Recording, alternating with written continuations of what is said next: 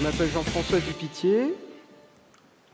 Voilà, je suis architecte d'entreprise au sein de Pôle emploi. Et nous sommes très heureux aujourd'hui de vous présenter la transformation digitale de Pôle emploi.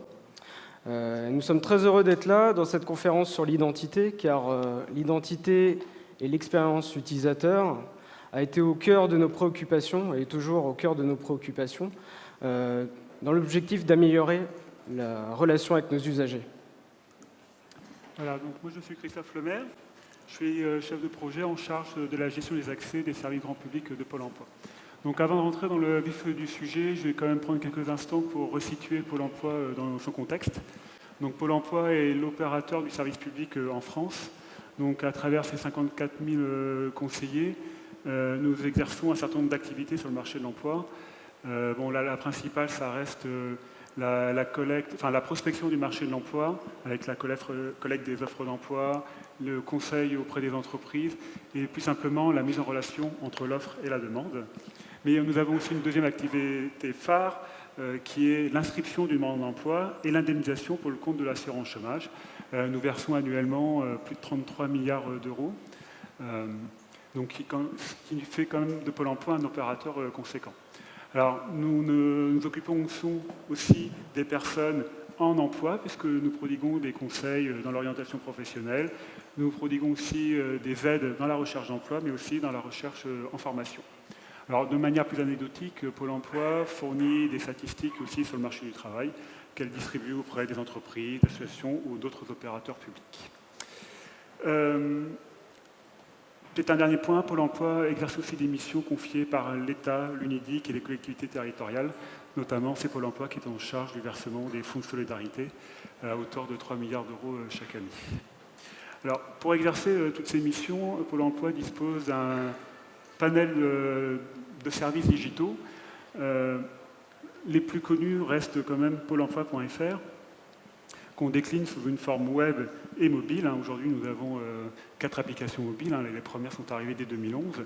Et on voit que Pôle emploi, même si c'est un opérateur public, est soumis quand même aux mêmes contraintes de consommation des services web, puisqu'on constate que depuis le janvier 2017, les consommations par le canal mobile a dépassé celles à travers le canal PC.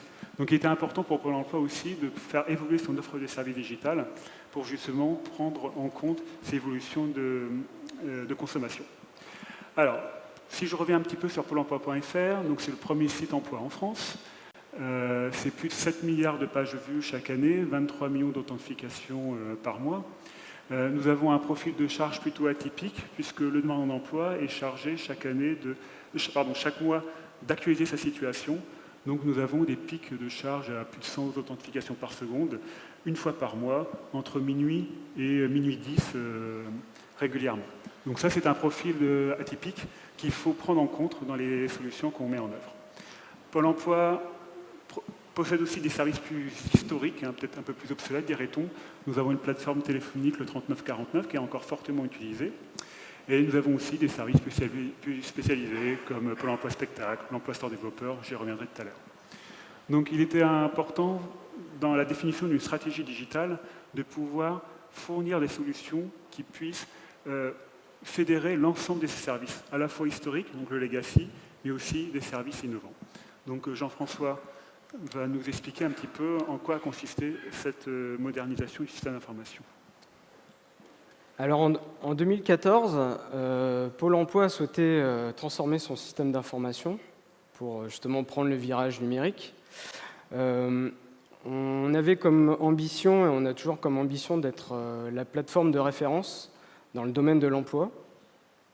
Et donc, on s'est un petit peu appesanti sur les tendances en fait, de l'IT en 2014. On a exploré plusieurs tendances, donc le big data, on a exploré le cloud computing, on a exploré l'open API, l'open data.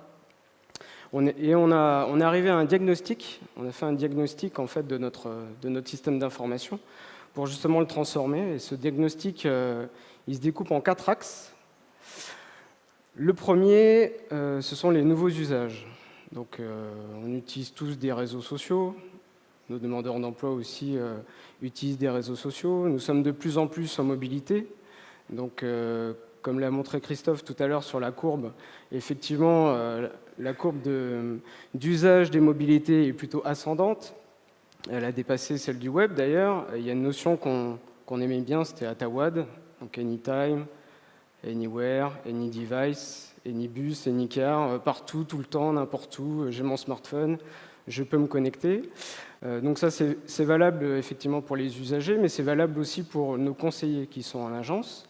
Et donc, on a voulu supprimer en fait cette dichotomie entre un agent qui est en agence et qui voit de manière physique un demandeur d'emploi, parce que les usages changent. Et donc, le conseiller peut avoir un demandeur d'emploi au téléphone, il peut l'avoir en visioconférence. Et donc, le demandeur d'emploi, lui, peut avoir en face un écran avec les mêmes données en fait, que le conseiller. Voilà. Donc ça, c'est un premier point. Le deuxième axe, c'est la valorisation des données.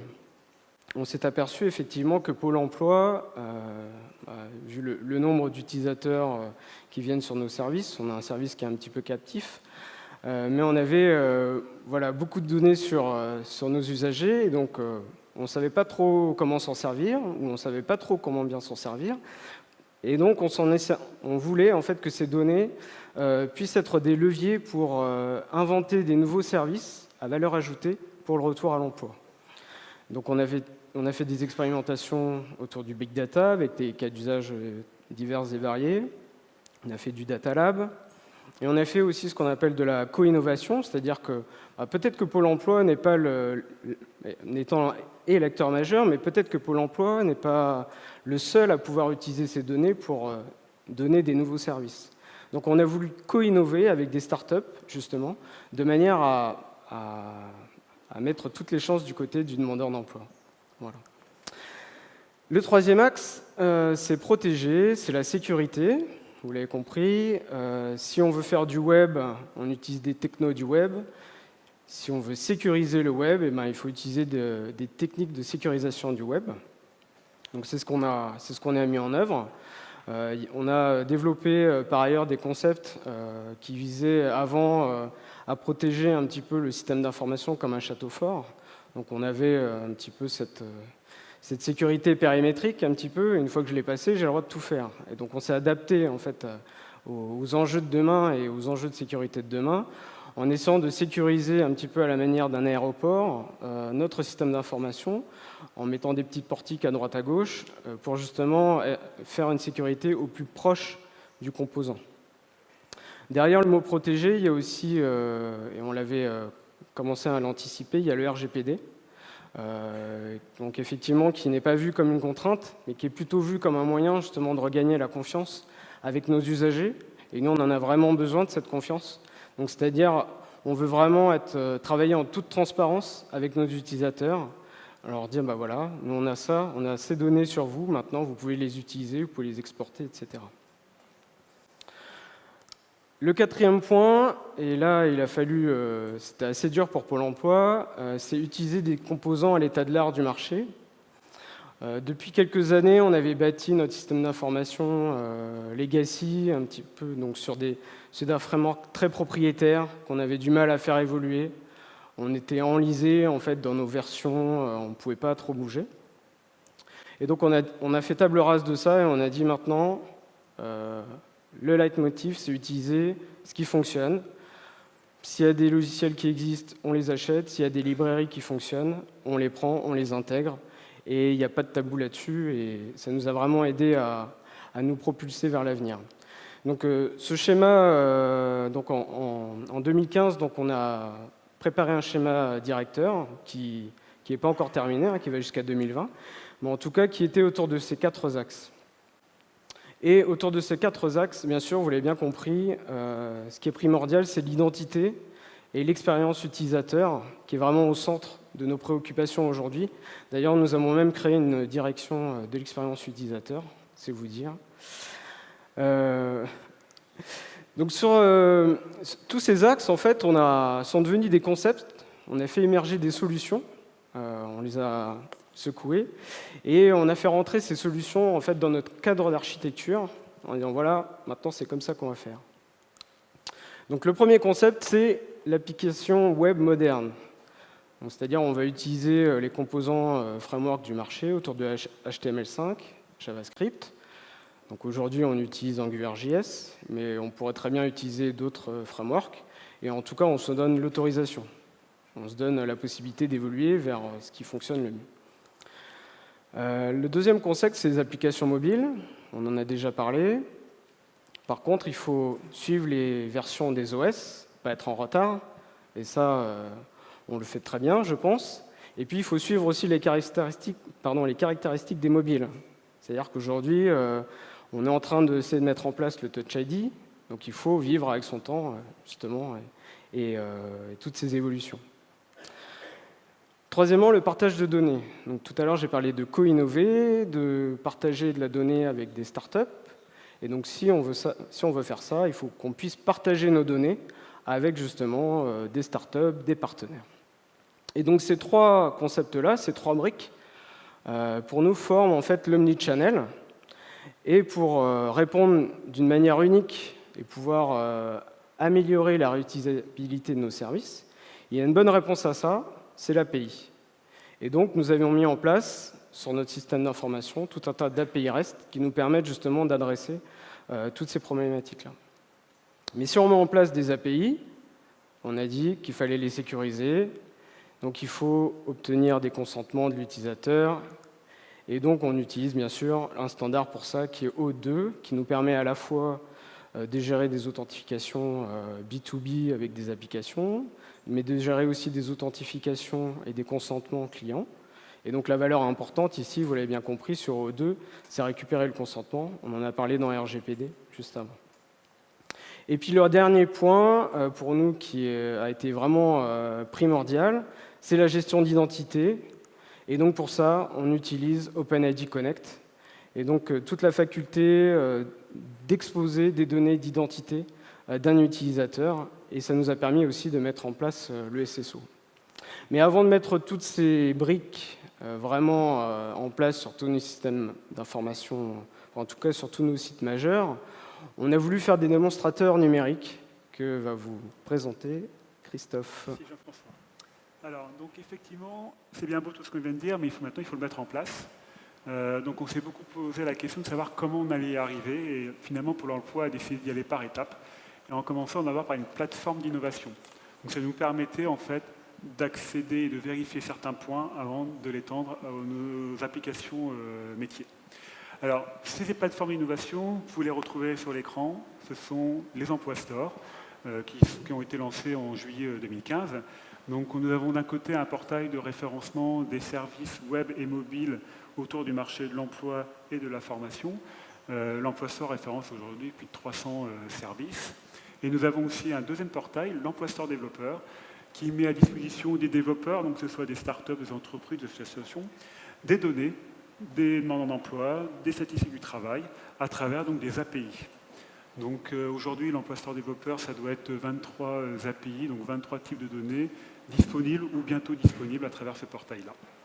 Alors ces deux plateformes-là, donc on les a beaucoup utilisées pour tester plein de choses.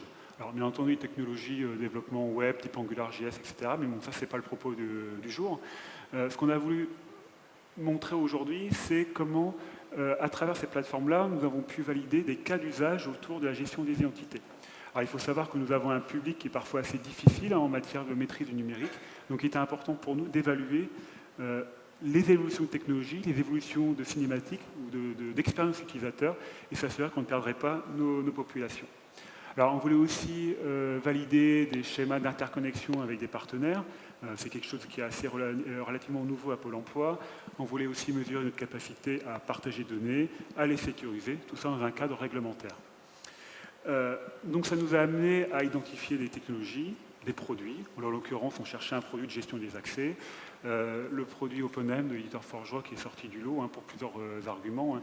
D'une part, bon, c'était le respect des standards O2 OpenID Connect, puisque nous comptions bâtir nos solutions sur ces technologies-là. Nous avions aussi besoin de conserver le protocole SAMLV2, qui est aujourd'hui le protocole utilisé au sein de nos applications métiers. Donc on voulait pouvoir justement assurer une compatibilité ascendante avec les infrastructures déjà en place chez nous. Alors, c'est indiqué la sécurisation des API. Bon, c'était quand même la moindre des choses, hein, c'est quelque chose auquel on est très attaché.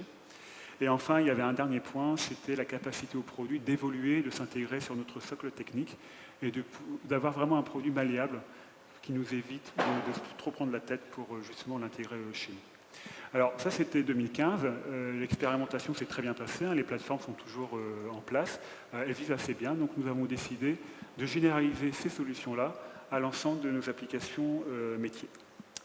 Alors, première étape, 2016, nous nous sommes attaqués aux services aux entreprises, donc à travers notre portail entreprise-pôle-emploi.fr. Donc c'est un portail qui délivre des services notamment aux recruteurs. Alors pourquoi nous avons voulu faire évoluer ce portail-là?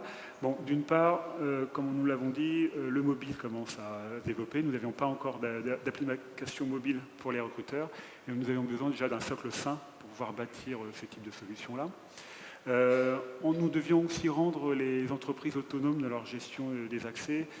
Jusqu'à 2016, les entreprises étaient encore très liées à leurs conseillers référents pour justement gérer l'ensemble de leurs espaces. Donc on devait leur rendre un peu plus d'autonomie derrière. Et le troisième point, peut-être le plus important pour Pôle emploi, nous devions lutter contre les escroqueries dont étaient victimes les demandeurs d'emploi. Donc schématiquement, c'est un recruteur peu scrupuleux qui rédige une fausse offre d'emploi, qui amène le demandeur d'emploi à verser des sommes d'argent. Donc c'est quelque chose de totalement interdit et ça ternit l'image de Pôle emploi. Donc il nous fallait donc un outil pour justement lutter contre ce phénomène-là. Alors vous pouvez constater sur le graphique, hein, donc le graphique représente le nombre d'espaces que l'on bloque chaque jour. Et on peut voir qu'à partir du moment où nous avons mis à jour notre portail, donc c'est le petit jalon, le nombre d'espaces identifiés et bloqués a augmenté fortement. Aujourd'hui, on bloque plus de 200 espaces par jour. Alors ça ne veut pas dire qu'il n'y avait pas de fraude avant et qu'il y a de la fraude maintenant, c'est-à-dire que la fraude a toujours eu lieu, sauf qu'on ne la voyait pas. Grâce à cette gestion des accès et de l'identité, on a pu la mettre en avant et agir en conséquence. Alors bien entendu, hein, la gestion des identités n'est pas suffisante, il faut mettre à jour les processus métiers, mais il a fallu d'abord modifier le socle pour pouvoir faire évoluer ce service-là. 2017, une étape peut-être encore plus importante pour nous, c'est notre service phare Pôle emploi.fr, donc un service à destination des demandeurs d'emploi et des candidats à l'emploi. Nous devions le faire évoluer parce que Pôle emploi, avec le temps, a développé de nombreux services. L'offre devenait un peu trop hétérogène, difficilement lisible pour nos utilisateurs, donc il fallait remettre l'utilisateur au centre des services. Alors, et on l'a beaucoup dit, et on va le rappeler encore dans quelques instants, le contexte réglementaire évolue. Il était important de pouvoir améliorer la sécurisation des données de l'utilisateur, recueillir son consentement, et finalement commencer à mettre Pôle emploi dans une conformité vis-à-vis de RGPD. Alors, les travaux ont démarré en 2007, ne sont pas terminés, on a encore pas mal de choses à faire en 2018. Au mois de mars, nous avons déployé le socle. Progressivement, nous avons mis quelques partenaires sur ce socle-là, histoire de se faire la main, faire une montée en charge progressive. Et au mois d'octobre, nous avons basculé la quasi-intégralité de notre plateforme Pôle emploi.fr. Donc aujourd'hui, nous sommes en montée en charge. Depuis la mise en production, on a plus de 14 millions d'authentifications sur cette plateforme-là. Le niveau de performance représente un sacré défi, hein, qui n'est pas encore totalement relevé, mais aujourd'hui, la plateforme tient.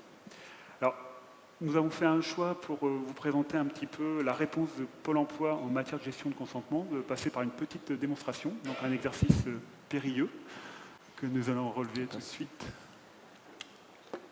Okay. Très bien. Donc Jean-François va se connecter à une application partenaire de Pôle emploi, donc c'est une application qui s'appelle Ma Cigogne. Bon, pour l'anecdote, c'est une application qui permet de réserver des places d'urgence en crèche pour les demandeurs d'emploi. Donc cette application est abonnée à l'Emploi Store développeur, donc a souscrit à des API à travers ce portail-là. Donc il manque une petite icône, mais elle va arriver, j'espère. Donc c'est un bouton de connexion à Pôle emploi. Donc tu peux cliquer, hein, Jean-François. Voilà. Donc là, on bascule sur l'infrastructure de Pôle emploi et la mire d'authentification, donc c'est celle qui est hébergée sur le produit OpenAM, donc a été packagée sur notre charte graphique. Donc nous allons nous authentifier avec le compte Pôle emploi de la personne. Voilà, donc le login mot de passe, là aujourd'hui c'est très classique.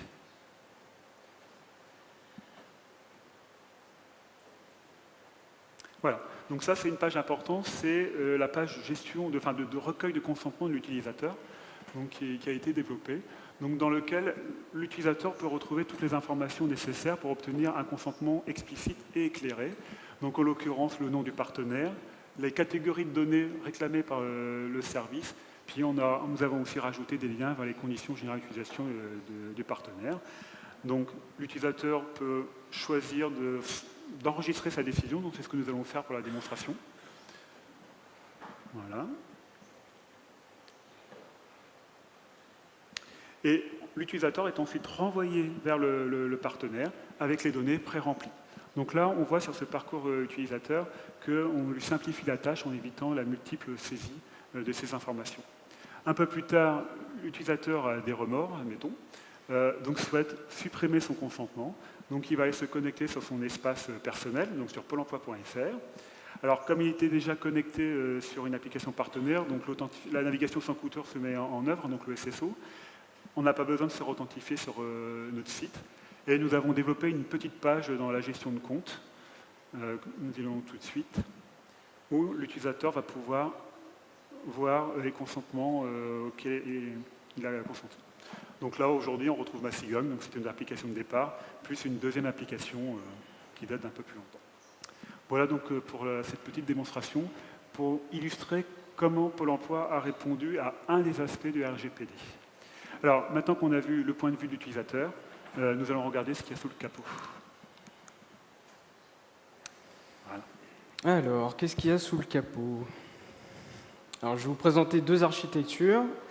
Donc, la première, c'est l'architecture de service de tous les services Pôle emploi. Voilà, pôle emploi.fr, les applications mobiles, etc. Donc, sur la droite, on retrouve les API. Et sur la gauche, on retrouve OpenAM. Donc, en fait, quand un utilisateur s'authentifie, il va s'authentifier sur OpenAM. Il y a une cinématique O2 qui se met en place avec une récupération de jetons pour les espaces ou le mobile. Et ensuite, les espaces ou le mobile accèdent aux API avec le token généré par OpenAM. Dans chacune des API, il y a un petit mécanisme qui permet de faire un appel à OpenAM pour contrôler le token, sa validité, et valider aussi les scopes qui sont utilisés. Voilà. OpenAM, aujourd'hui, nous permet d'avoir une vue unique sur l'usager. C'est-à-dire qu'on a bâti notre système d'information avec différents référentiels d'identité. Christophe vous en a parlé, on a des populations dites de candidats qui viennent faire des CV, récupérer des enveloppes d'emploi, et puis on a aussi des populations captifs qui sont des demandeurs d'emploi, qui touchent des allocations, et donc qui sont dans des référentiels d'identité distincts. Et donc aujourd'hui, OpenAM, ForgeRock nous a permis justement d'avoir cette vue agglomérée, on va dire, de ces utilisateurs-là. Voilà. La deuxième architecture, c'est l'architecture de l'ouverture des données qu'on vous a présentée dans la démo. Donc sur la partie gauche, on retrouve l'Emploi Store développeur. Donc un développeur en fait, accède à cette plateforme, vient s'enregistrer, crée un compte, peut avoir de la documentation sur des API, peut créer lui-même en fait, sa propre application, enregistrer en fait, sa propre application, qui va venir se déverser dans OpenAM. Il va récupérer des credentials qui vont lui permettre de venir se connecter à OpenAM demain. Un utilisateur de chez Pôle emploi peut utiliser ce service, un service partenaire, comme on l'a vu tout à l'heure avec Massigogne. Donc il va sur le site Massigogne, il s'enregistre, enfin il s'authentifie sur la mire d'authentification OpenAM, et ensuite le service partenaire peut accéder aux API de Pôle emploi, peut venir récupérer de la donnée personnelle de l'individu avec des consentements explicites. Donc en fait, on a mis en place toute une plateforme d'API management, donc autour de l'Emploi Store, développeur, et aussi autour de OpenAG qui nous sert en fait d'API Gateway. C'est un petit peu le contrôleur en fait en façade des API qui va nous permettre à la fois de contrôler si l'application a bien le droit de venir appeler cette API-là, si elle a bien les scopes qui vont bien, donc si elle a les bonnes habilitations sur les données. Et puis aussi, on a mis en place une gestion de quotas, c'est-à-dire qu'on a des partenaires qui sont simples développeurs, on va dire, et puis on a des partenaires un petit peu plus premium qui vont pouvoir bénéficier d'un accès privilégié à nos API. Et donc ça, on le met en place aussi grâce à OpenAG. Voilà. Et donc ce type d'architecture aujourd'hui est vraiment en production et ça fonctionne très bien, on vous l'a démontré à l'instant. Alors, donc là, on vous a présenté ce que nous avons fait jusqu'à aujourd'hui, mais il nous reste encore beaucoup de chemin à parcourir. Donc Pôle emploi a dans sa liste des courses pas mal de sujets pour 2018, 2019 et 2020. Notamment finir de notre mise en conformité RGPD, notamment avec le droit à l'oubli qu'on doit terminer. Il y a d'autres aspects plus techniques aussi. On doit aussi améliorer les dispositifs de lutte contre la fraude, côté entreprise, côté demandeur d'emploi aussi. On doit aussi préparer l'intégration de France Connect. C'est un sujet que nous avions prévu en 2017, que malheureusement nous n'avons pas pu achever. Et il était important que Pôle emploi soit encore un acteur fort dans le maillage des acteurs sociaux en France. Et de manière plus globale, on doit continuer à trouver des axes d'amélioration, enfin de valorisation des données que l'on peut collecter, dans les données des utilisateurs, pour justement favoriser et dynamiser le marché du travail. Et puis de manière plus interne, nous avons encore tout un travail à faire sur nos populations, donc parachever en fait la fédération des populations. Donc comme l'a dit Jean-François tout à l'heure, aujourd'hui c'est encore des populations distinctes et on doit atteindre une espèce de fusion de ces éléments. Voilà. Eh bien, merci de votre attention. Merci beaucoup.